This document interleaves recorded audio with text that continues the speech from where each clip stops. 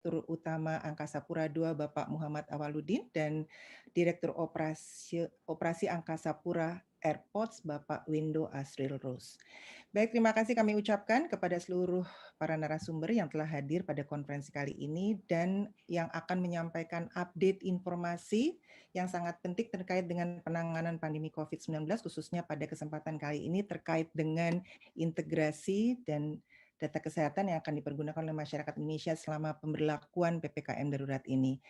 Kami mohon kepada rekan-rekan wartawan dari media dapat mengikuti dengan seksama penjelasan dari 4 narasumber kita pada malam hari ini, sehingga nantinya bisa membantu amplifikasi pesan yang benar kepada masyarakat luas.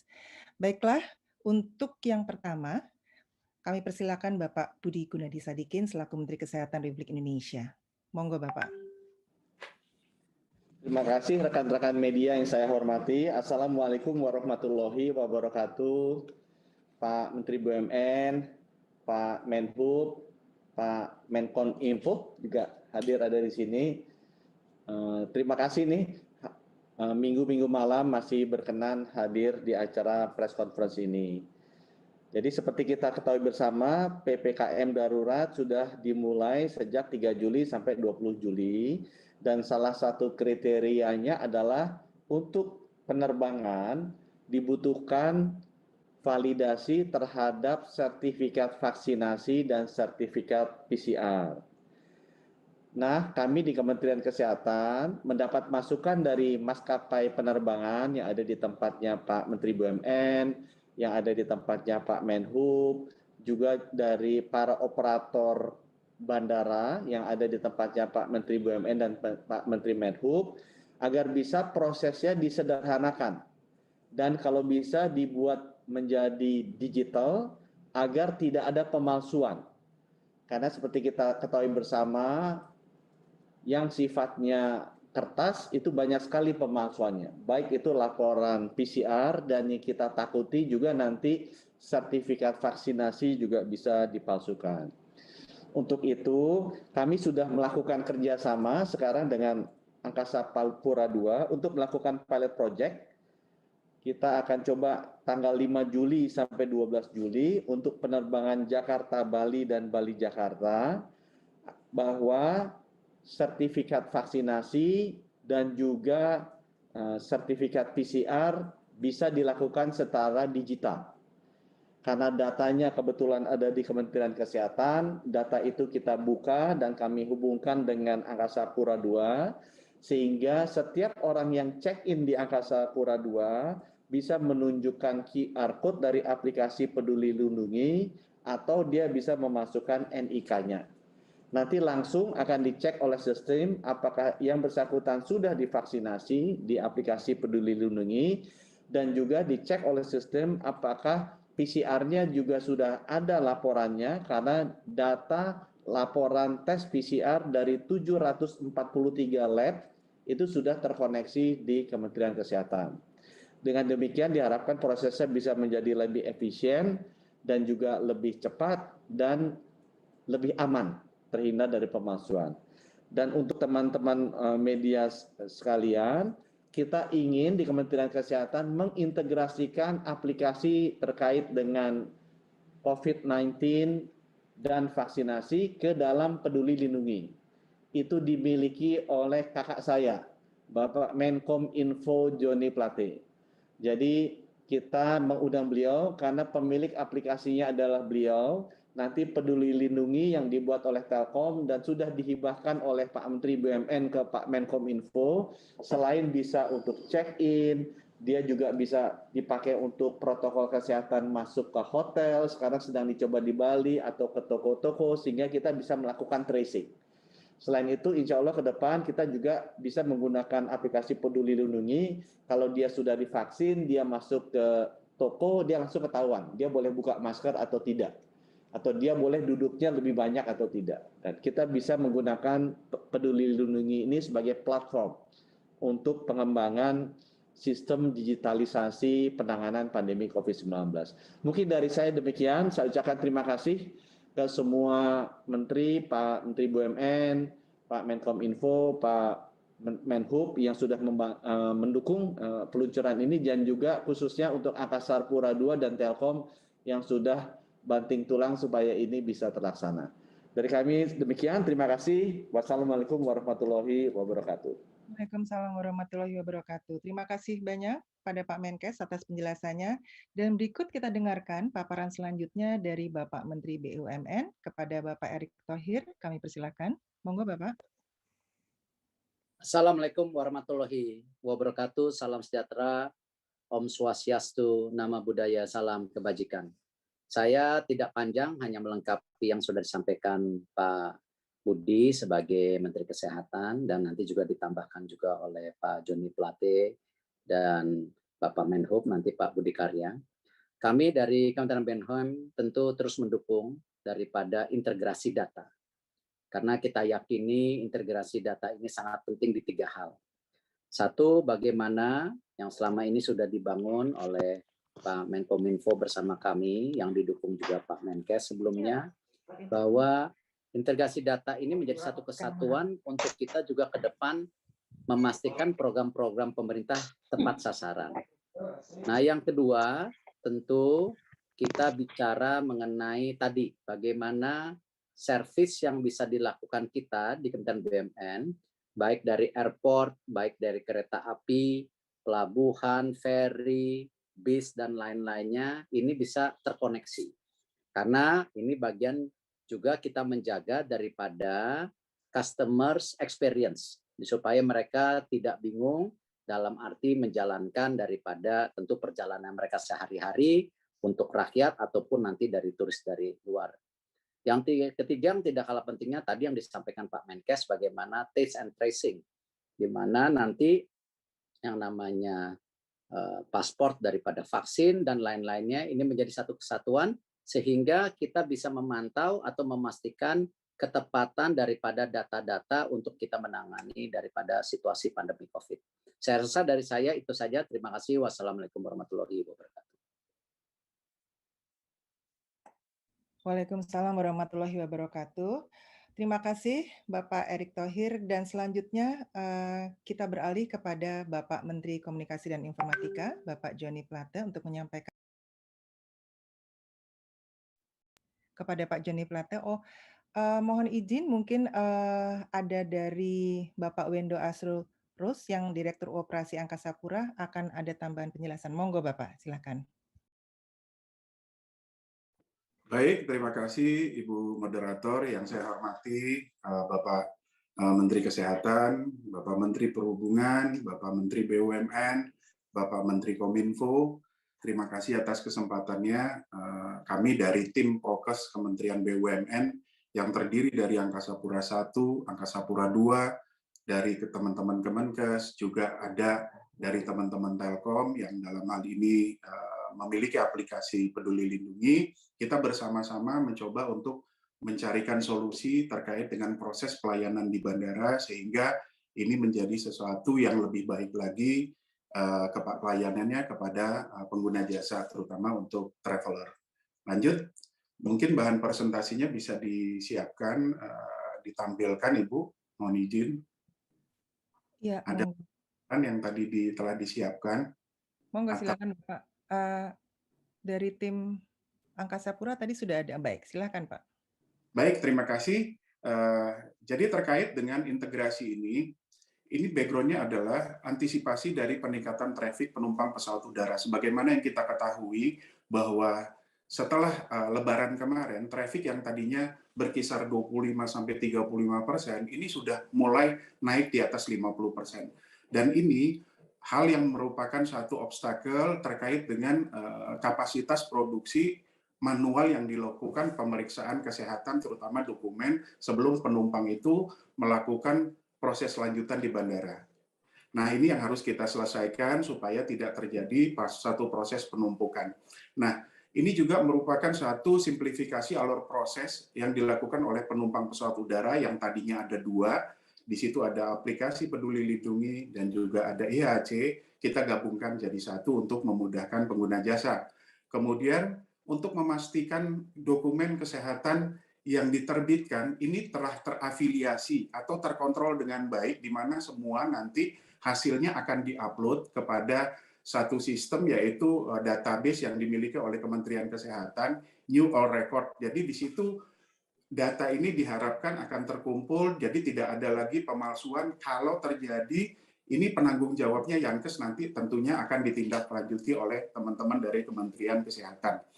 Kemudian berikutnya, proses simplifikasi berikutnya mengintegrasikan antara proses check-in dengan pemeriksaan dokumen kesehatan. Jadi posisi yang manual di depan nanti tidak ada lagi. Prosesnya dilakukan berbarengan dengan proses check-in, di mana ada pemeriksaan ID, kemudian dokumen terbang berupa tiket, dan nanti disiapkan satu aplikasi. Di situ di dalamnya ada data mengenai vaksin penumpang, kemudian yang kedua data mengenai pemeriksaan kesehatan yang saat ini PCR. Nanti di situ akan ada keluar satu hasil bahwa penumpang ini layak terbang atau tidak. Nah, ini untuk tahap awal. Kemudian untuk tahap berikut, nanti kita coba akan integrasikan dengan sistemnya airline. Jadi pada saat lanjutan nanti, boarding pass hanya bisa diterbitkan bila semua persyaratan ini bisa dipenuhi. Namun kalau salah satu dari persyaratan ini tidak bisa dipenuhi, maka nanti secara sistem itu reject by system, boarding pass tidak bisa diterbitkan.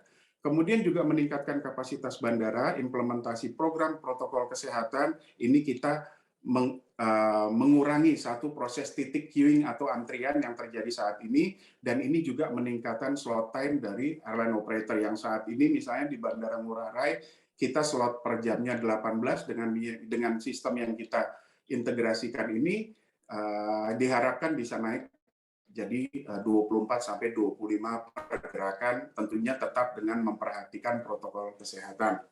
Lanjut. Nah, mungkin ini Pak yang ingin kami sampaikan terkait dengan alur prosesnya. Jadi penumpang pesawat udara sebelum melakukan satu proses perjalanan wajib melakukan install dari aplikasi Peduli Lindungi. Peduli Lindungi di dalam hal ini sudah terintegrasi, di dalamnya ada IHC. Nah, kemudian nanti penumpang melakukan proses registrasi, nanti mendapatkan user account. Nah, pada saat melakukan proses testing ke tempat pelayanan kesehatan ataupun klinik ataupun rumah sakit ini diharapkan sebagaimana SE yang sudah diterbitkan oleh Bapak Menteri Kesehatan ini wajib terafiliasi dengan sistem ini. Jadi nanti semua hasilnya akan diupload, dimasukkan ke New All Record yang datanya dikelola oleh Kemenkes. Nah, kemudian pada saat melakukan proses check-in di bandara, ini prosesnya tadi yang saya sampaikan ada ID, kemudian dokumen terbang, kemudian yang berikutnya ada persyaratan kesehatan.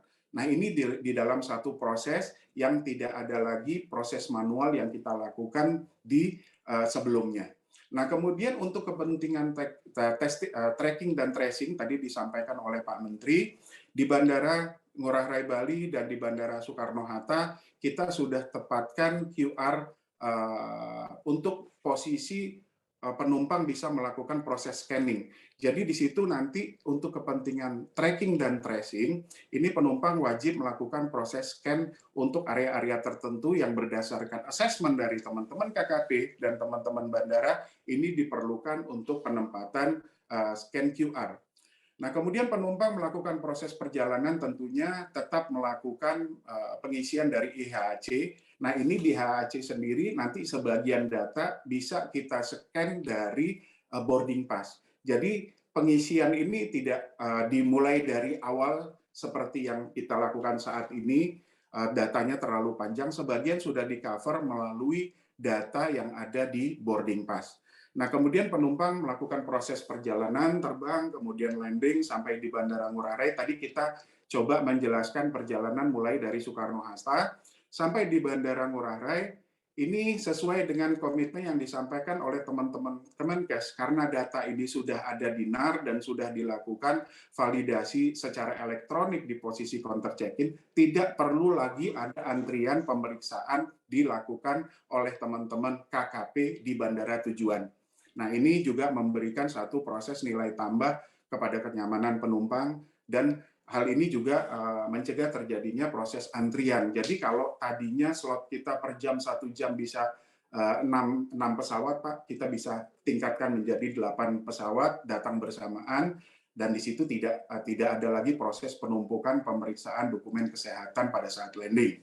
Nah, kemudian untuk kepentingan lain, Pak, dari perjalanan penumpang nanti dari bandara menuju tempat lokasi berlibur atau work from Bali, ini juga diharapkan kami butuh dukungan dari teman-teman Kementerian Perhubungan, Dinas Kesehatan untuk Dinas Kesehatan Provinsi setempat untuk menempatkan QR code yang posisinya untuk kepentingan tracking dan tracing. Nah, kemarin tim sudah melakukan proses sosialisasi dan juga melakukan satu proses bimbingan teknis kepada teman-teman yang ada di Nusa Dua dan sudah di-launching oleh Pak Gubernur. Jadi untuk kawasan Nusa Dua, untuk scan QR code untuk kepentingan tracking dan tracing ini sudah dilakukan launching. Dan informasi yang kami terima dari teman-teman di Bali, dari teman-teman pengelola Nusa Dua, insya Allah nanti akan ada 10.000 titik di lokasi-lokasi yang sudah disiapkan hasil assessment dari teman-teman dari Kementerian Pariwisata sebagai penanggung jawab CHSE untuk melakukan proses penempatan itu. Jadi kurang lebih ada 10.000 titik, Pak, targetnya. Nah, kemudian lanjut, slide selanjutnya. Nah, ini kami laporkan terkait dengan progres, Pak, bahwa proses ini sudah kami lakukan di 2 bandara. Ya, alhamdulillah ini dapat terlaksana dengan baik. Tadi siang pun kita melakukan trial di Bandara Soekarno-Hatta dan di Bandara Ngurah Rai Bali dengan seluruh stakeholder yang ada. Alhamdulillah, walaupun masih ada beberapa kendala yang dihadapi, Pak, kalau ini sistem tidak kita segera laksanakan, tentunya kita tidak bisa melakukan satu proses improvement. Jadi kemarin terkait dengan untuk kegiatan testing ini, Bapak Menteri Kesehatan terima kasih sudah mengeluarkan surat edaran di mana mewajibkan seluruh Yankes terafiliasi dengan sistem yang disiapkan ini. Kemudian yang kedua, ini kita akan menyiapkan QR code scanner, kemudian yang ketiga kita juga akan siapkan hal-hal lain yang perlu penyempurnaan oleh teman-teman Telkom maupun teman-teman Kemenkes dan Angkasa Pura I serta Angkasa Pura II. Lanjut.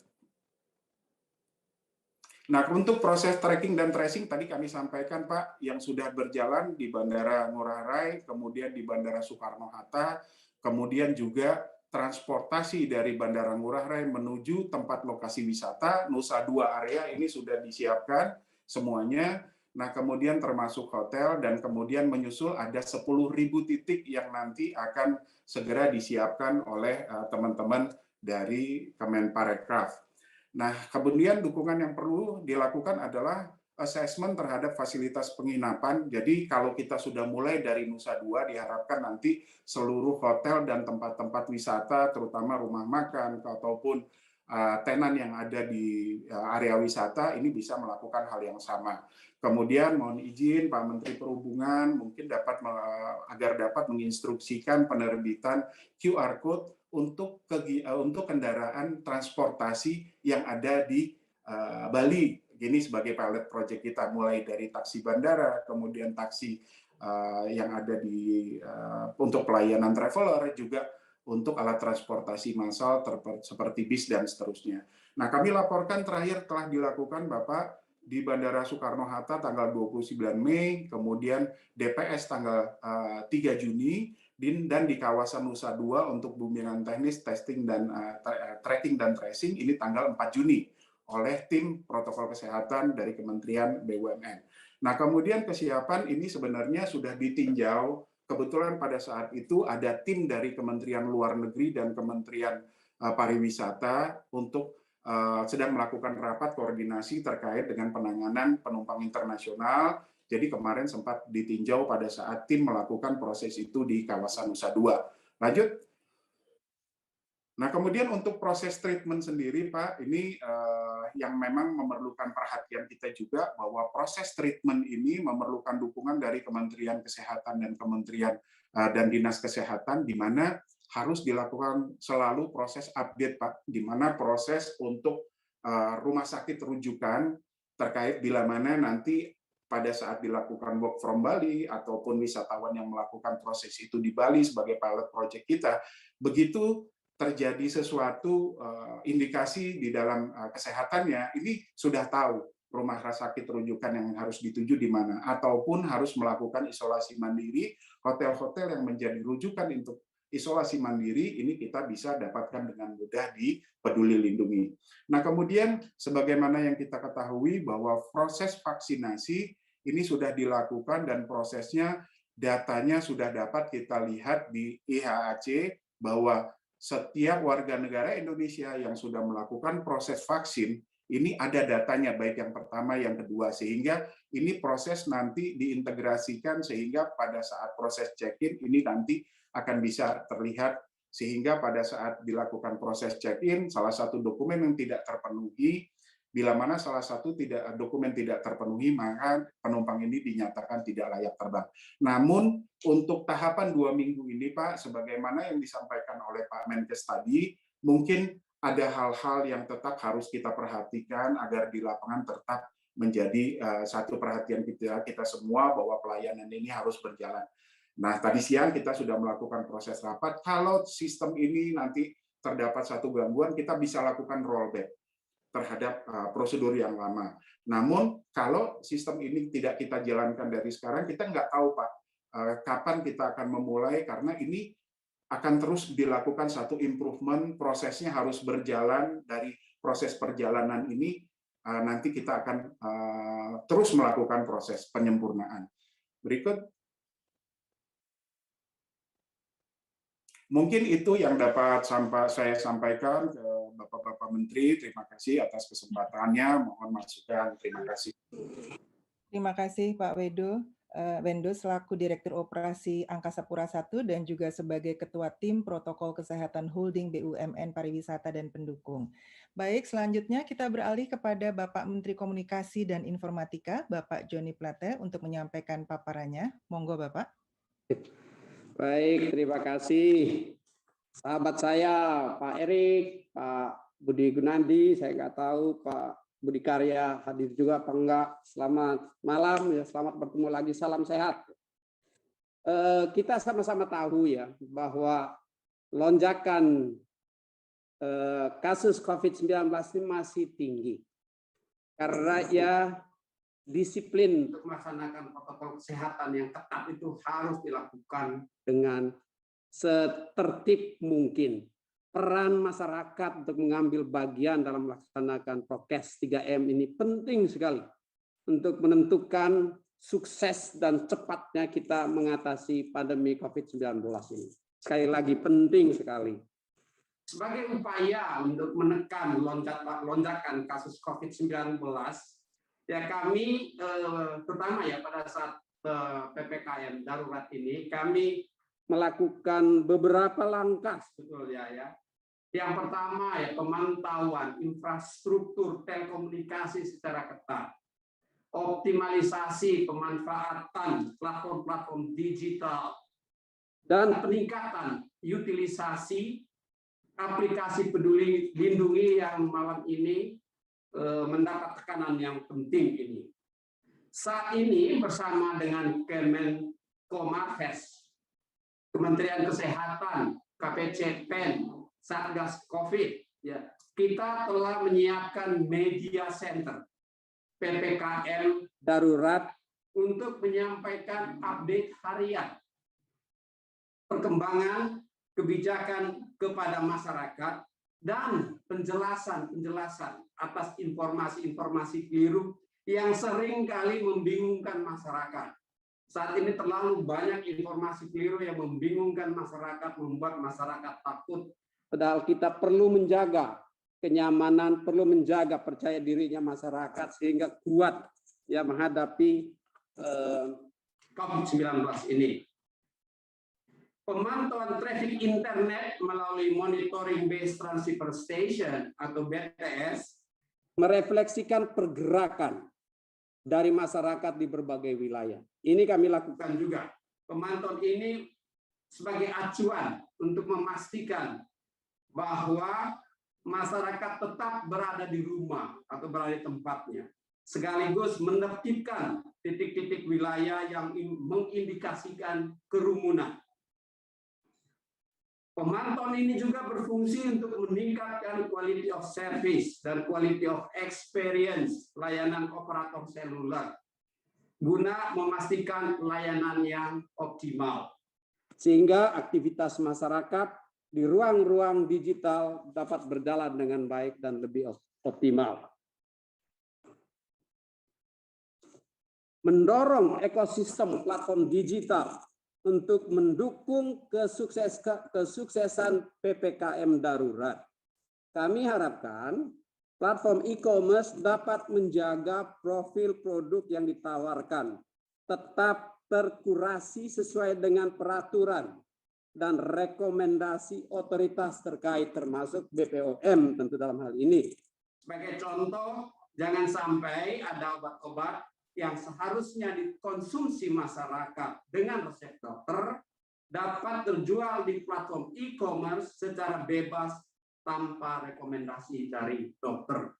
Jadi di samping terkait transportasi, saya perlu juga ini menyampaikan hal-hal ini sebelum ke masalah peduli lindungi. Dan yang terakhir terkait dengan peduli lindungi, saya berterima kasih sekali bahwa sekarang ya ada usaha yang sangat serius untuk memastikan pemanfaatan peduli lindungi ini, aplikasi ini. Ya, tidak ada kata terlambat tentunya.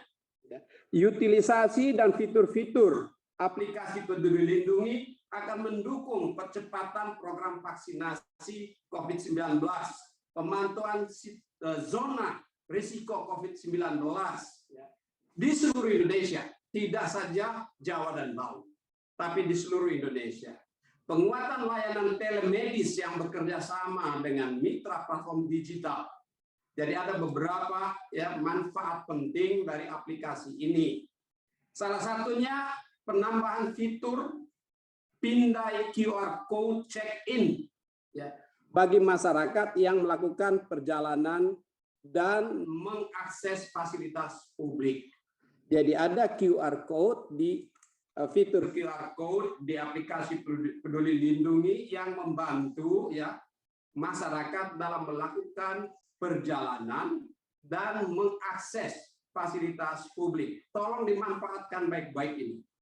Melalui penambahan fitur-fitur tersebut, masyarakat turut berperan aktif memberikan informasi yang dibutuhkan untuk pemutakhiran kebijakan penanganan COVID-19. Aplikasi Peduli Lindungi akan mengintegrasikan hasil pemeriksaan Rapid Diagnostic Test atau RDT antigen dan Polymerase Chain Reaction atau PCR yang dilakukan laboratorium serta fasilitas pelayanan kesehatan milik pemerintah, pemerintah daerah, dan swasta secara real time. Dengan demikian, aplikasi Peduli Lindungi yang sudah terintegrasi dengan aplikasi Electronic Health Alert Card atau IH, kartu vaksinasi COVID-19, dan hasil pemeriksaan RDT antigen dan PCR dapat divalidasi oleh petugas bandar udara di counter check-in bagi penumpang transportasi udara. Ya, kita harapkan juga inbound passenger juga bisa dimonitor melalui QR code dimaksud. Fasilitas publik di perkotaan juga bisa memanfaatkan aplikasi Peduli Lindungi untuk mengatur ya kunjungan dan tahapan-tahapan, misalnya ke restoran dan lain sebagainya, dine in. Ya dine in yang saat ini tidak boleh, tapi satu saat nanti apabila itu dibolehkan, maka juga tersedia fitur-fitur tersebut ya.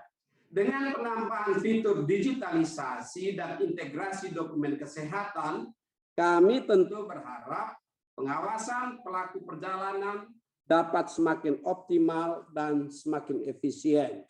Kendali dan kontrol pergerakan kemasyarakatan dapat menjadi lebih baik dengan pemanfaatan digitalisasi dan QR code, fitur QR code yang ada di aplikasi Peduli Lindungi. Barangkali itu yang bisa saya tambahkan. Sekali lagi, ya, keberhasilan kita bersama untuk melaksanakan protokol kesehatan menjadi kunci penting ya untuk memutus rantai COVID-19. Nggak akan pernah bosan, itu kita sampaikan. Ya, peran serta ya dan peran aktif masyarakat sangat penting dan menentukan kecepatan kita mengakhiri pandemi COVID-19. Proses vaksinasi terus berjalan. Pada saat di mana PPKM darurat dilakukan, pembatasan-pembatasan gerakan masyarakat tidak menghambat usaha untuk melakukan vaksinasi yang masif. Sebagaimana Bapak Presiden minta, kita harus lebih agresif. Di bulan Juli ini saya sudah mendengar sekitar 1 juta vaksinasi, bahkan lebih per hari, dan di bulan Agustus nanti harus mencapai 2 juta di saat di mana pandemi atau di PPKM darurat ini yang membatasi kegiatan kita, tetapi vaksinasi harus terus secara agresif kita lakukan. Kerjasama semua pihak, kerjasama masyarakat untuk mengambil bagian dalam vaksinasi akan sangat diharapkan dan menentukan ya agar masyarakat menjadi lebih kuat dan capaian kita herd immunity bisa lebih cepat. Demikian, terima kasih. Terima kasih banyak Bapak Joni Plate yang telah menyampaikan penjelasan pada malam hari ini. Dan yang terakhir, kami mohon berkenan kepada Bapak Menteri Perhubungan, Bapak Budi Karya Sumadi, untuk melanjutkan menyampaikan paparan. Monggo, Bapak. Terima kasih. Bismillahirrahmanirrahim. Assalamualaikum warahmatullahi wabarakatuh. Shalom, Om Swastiastu, Namo Buddhaya, dan salam kebajikan. Yang saya hormati Menteri Kesehatan, Menteri BUMN, dan Menkominfo, dan media yang saya banggakan. Upaya-upaya untuk meningkatkan layanan selalu kita koordinasikan agar mencapai harapan yang mudah, cepat, dan paling penting juga efisien. Oleh karenanya, kolaborasi antara 4 kementerian ini sangat baik dan membuat satu aplikasi yang luar biasa menurut hemat saya, Peduli Lindungi ini. Nah, oleh karenanya, marilah kita gunakan ini untuk di awal kita gunakan di Bandara Suta dan Bali.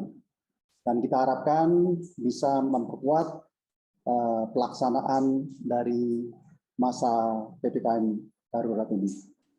Dalam situasi sekarang, pengecekan hasil tes kesehatan perlu dilakukan secara ketat untuk memastikan penumpang pesawat benar-benar dalam keadaan sehat.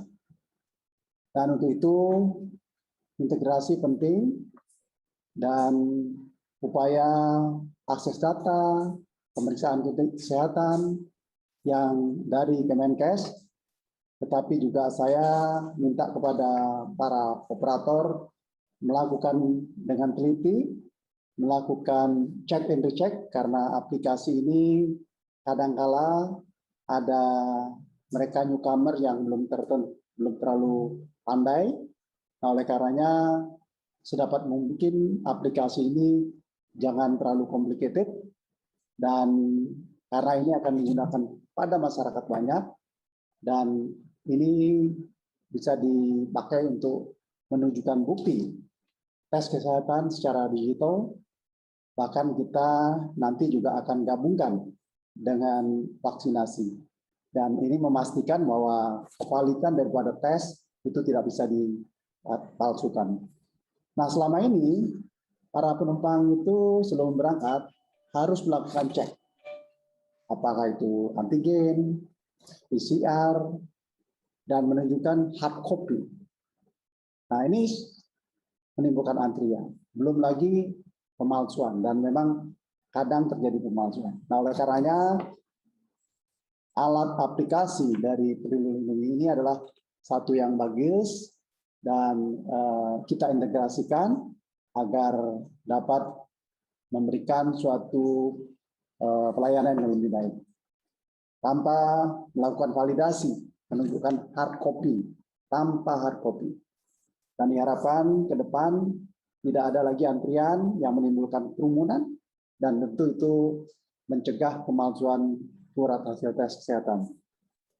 Selain itu, diharapkan juga dapat menguatkan mekanisme tracking dan testing yang bertujuan untuk melindungi penumpang pesawat udara dari risiko penularan COVID-19.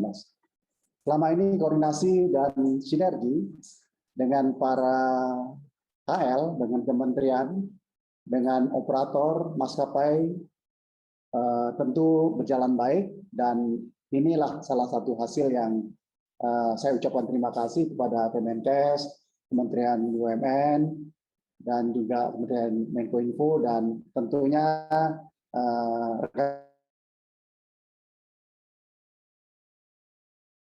rekan-rekan dari Dirjen Udara dan para rekan dengan ini dengan baik, dan semoga Jakarta Bali, Bali Jakarta bisa menjadikan contoh, dan diharapkan ke depan koordinasi sinergi semakin baik dan kita bisa memberikan kepercayaan diri pada masyarakat untuk menggunakan jasa penerbangan dan melakukan perjalanan dengan aman dan sehat.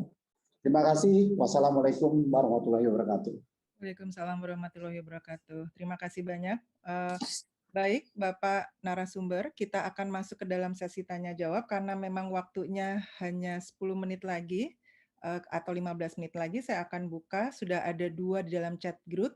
Dan yang pertama adalah dari ISMI Nikkei Asia. Ini ditujukan kepada Pak Budi Karya.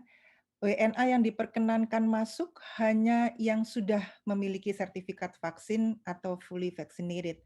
Apakah artinya ini memang ada penutupan pintu masuk Indonesia terhadap WNA, khususnya bagi yang belum atau tidak divaksin? Dan lalu bagaimana integrasi bukti sertifikasi vaksin WNA ke dalam aplikasi Peduli Lindungi?